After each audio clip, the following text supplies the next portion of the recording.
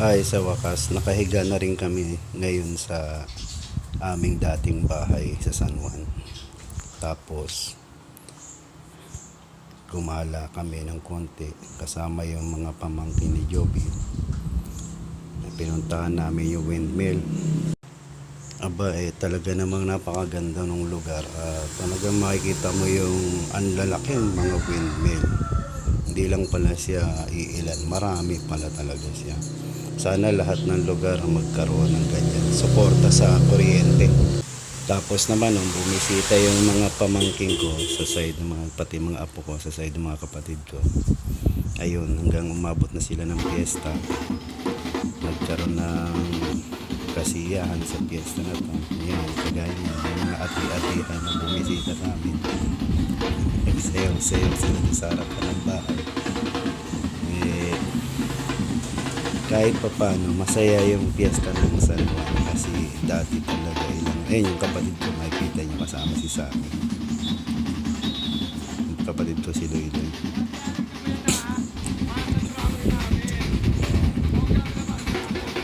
Ito naman, nanghihingi naman lang sila ng donasyon para sa group. Nakakatuwa din. Kaya, nagkaroon ng basaan. Ngayon, talagang yung oras na yan, yung mga may ati-atihan, wala na yung basa, tapos na. Siya, pinatigil na sila ng mga polis kasi hanggang alas 7 lang talaga ng umaga, hanggang alas 12 ng tanghali ang basa. Hindi na sila papayagan. Ngayon, yung kasiyahan naman, yun, medyo yun, mag-inuman kayo dyan, magkasayahan kayo, okay lang. Ayun, karoon kami ng konting kasiyahan kasama yung buong pamilya sa ilang taon kong pagkawala sa Pilipinas. Muli kami nagkasama-sama at nabigyan sila ng konting kasiyahan. Kahit pa paano, yung mga bata magiging masaya at saka yung mga pamangkin ko, pati mga kapatid ko na rin. Nasabay din dyan yung birthday ng aking kapatid na si Leia, yung bunso namin babae. Kaya medyo nagluto-luto sila ng pansit. Pagdating ng ano lang hapon na ayun, kasayahan at kantahan. Yan lang naman ang hilig naman sa Pilipinas. Pagka ang ganyan may okasyon, yun lang kantahan. Wala kaming TV, tiyaga lang sa cellphone, no? Cellphone speaker. Pero kalaunan may dumating sa amin dyan na yung kapitbahay namin, yung kaibigan ng kuya ko, si Sammy, yung dinala yung speaker na malaki. Ayun, naging maganda yung kahit pa paano yung tunog ng kantahan. Galing. Kung mapapansin ninyo yung tahanan yan, yan yung tahanan na inumpisahan ng nanay ko na ipagawa. Hindi pa na ipapipinising sa baba, hindi pa natatapos. Pero na dugtungan yan, may second floor. Tapos nung nagkapera naman ako ng konti, dugtungan ko siya ng pa-third floor. Kaya lang, hindi pa siya talaga napipinising. Kaya sana sa pagbabalik ko doon, paipon ako ng pera. May papinising ko ng bahay para maging maayos yung tinitirahan ng aking pamangkin at kapatid. Tsaka yung kung sino man yung bibisita, magiging maayos yan. Alam ko naman hindi ganoong kadali yung makaipon ng pera para pagpagawa ng bahay. Pero at least nakita ko naman na matibay na yung bahay. Kulang na lang siya sa finishing para talagang maging maalwan yung kanilang pera. Hindi kagaya po dati na talaga yung bubong namin. Yung bubong namin talagang pag kinaanan ng ulan o bagyo yan, yung hangin talagang lumilipad. Halos buwan-buwan. matatanggal yung bubong namin. Ngayon, wala na matatanggal ng bubong kasi bato na yung taas. Sunod dyan. Kailangan ko lang may papinising siya. Sana nangyayari yun. At least itong mga bata ito pati maganda yung kanilang bibisitahin na bahay. Maganda yung kanilang tutuluyan pagka bumibisita sila. Itong mga bata na ito yung kumakanta sa ano yan sila nakatira sa Marikina. Parang malakas ang Bahay sila. Yung nakatira dyan sa bahay yung kuya ko na si Leo at saka si Loy saka yung anak ni kuya na si Lucky. Yan, tatlo lang sila dyan. Yung pumupunta-punta dyan yung ibang mga kabariko, yung mga kabariko. Yung ego, lakas. Si Lenny at saka yung anak niya. Yan, si Victor. Eh, ang problema kasi dyan, pag bumisita sila, wala pang maayos na tutulugan, wala maayos na upuan. Eh, tsaga-tsaga, no? Yan, si Don Don, asawa ng kapatid na si Leia, yung nandun sa Oh, game.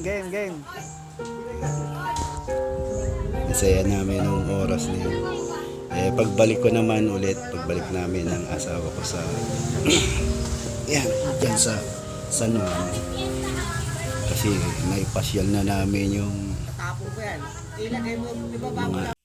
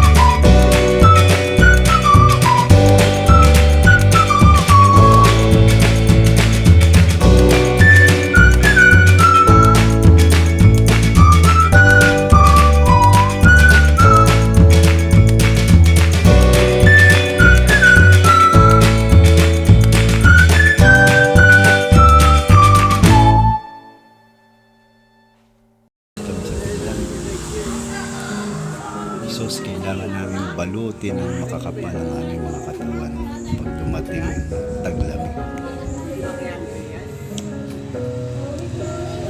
Maranasan mo talagang pumuputok yung labi mo sa sobrang lamig. Ayun, kinabukasan naman, ang pagkagising, naisipan ko namang Lakasan mo, Andre. igala itong mga batang ito, mga pamangkin namin. Kaya lang, itong mga anak ni Lenny, nagsiuwi na, saka yung sila Victor, nagsiuwi na yun. Ang mga anak nila hindi na nakasama. Yan, piniglaro namin sila Nakakahuli doon ka sa naman. Toy World. Kaya tuwan-tuwa sila. Yung iba nakakuha, yung iba. Dalawang token ang iuhulog. Pero masaya naman sila naglaro. Pagkatapos nila mapagod dyan sa paglaro, kainan naman sila. Ito na si Princess. Ayaw. First time kasama yung ibang pamangkin. Anak ni Billy. Saka ni Hindi mandar. Ayaw na. anak ni Grace.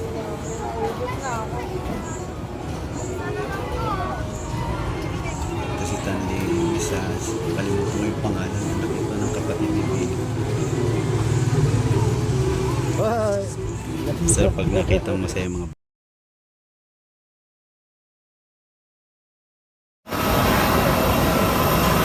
Boarding na kami. Air Asia.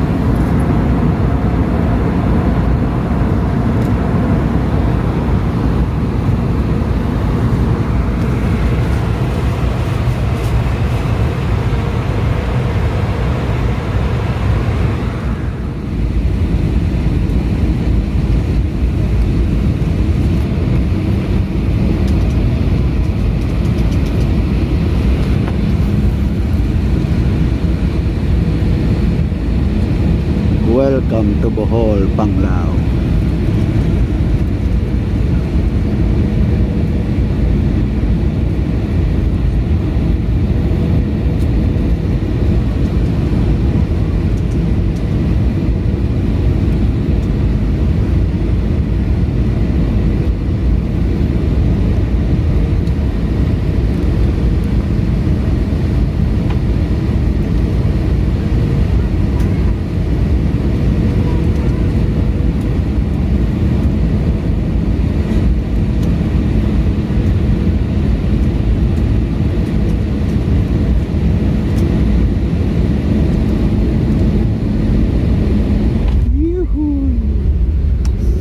Galing. Nakasayad na po kami mga kalugar. Dito na kami sa Bohol, Panglao Airport.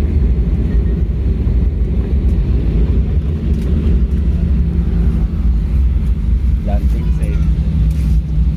Thank God.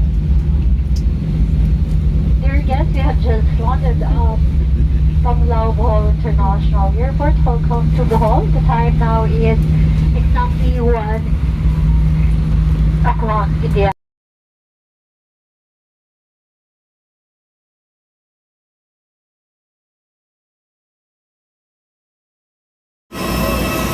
Papasok na po kami sa Panglao Airport. Safe natin.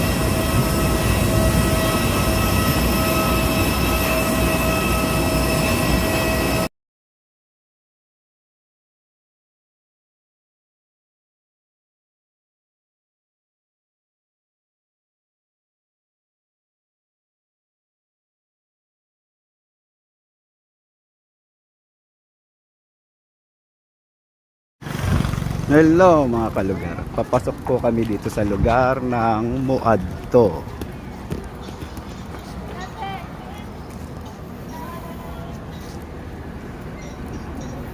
Kasama ko po si Job. Ayan, ang lugar na mo adto mga kalugar.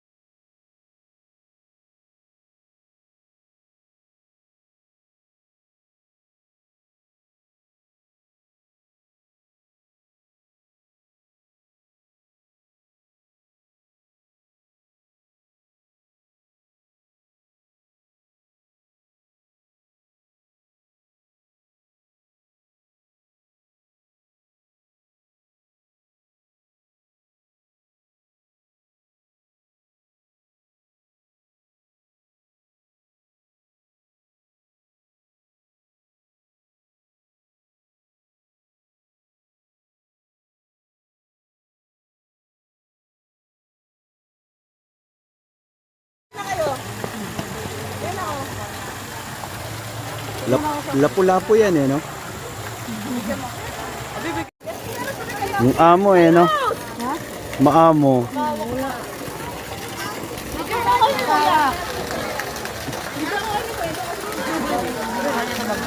Manghuli kami isda.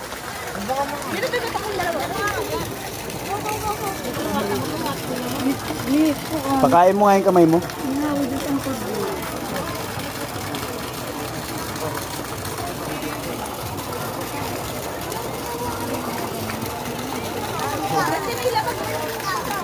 Ang lalaki eh.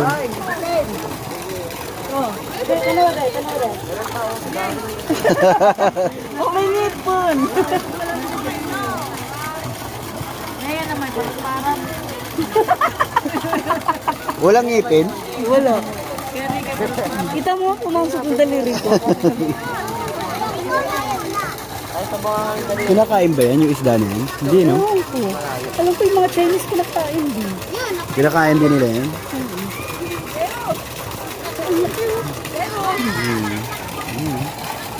May pagkain pala. Binibigay dati. Bumili ka pagkain doon.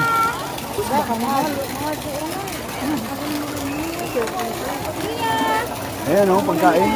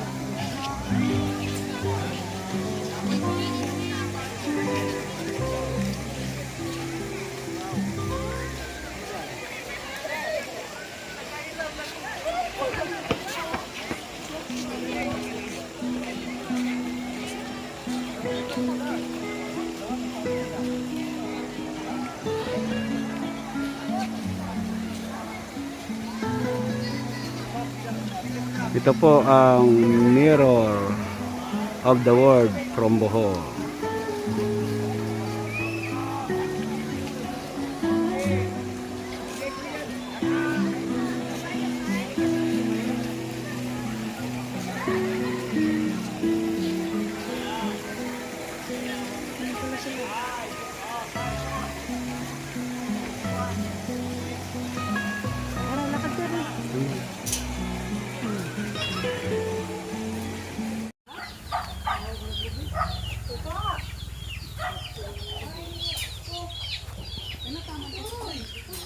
May alaga kami baboy na napakalaki. Daming manok, oh. Mga native.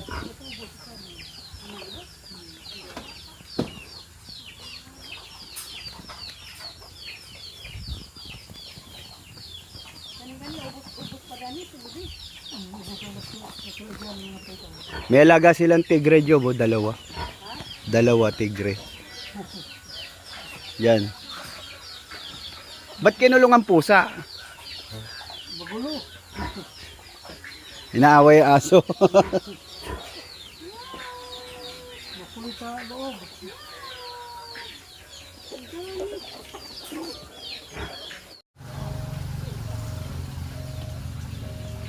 Ngain siya ng buko na walang laman. Empty. Empty. Nakatatlong buko yata Wala siya. ba yung halaman na yan? Meron kami ditong Wala pa. dog. Sino nakakilala sa halaman na yan? Anong halaman ba yan?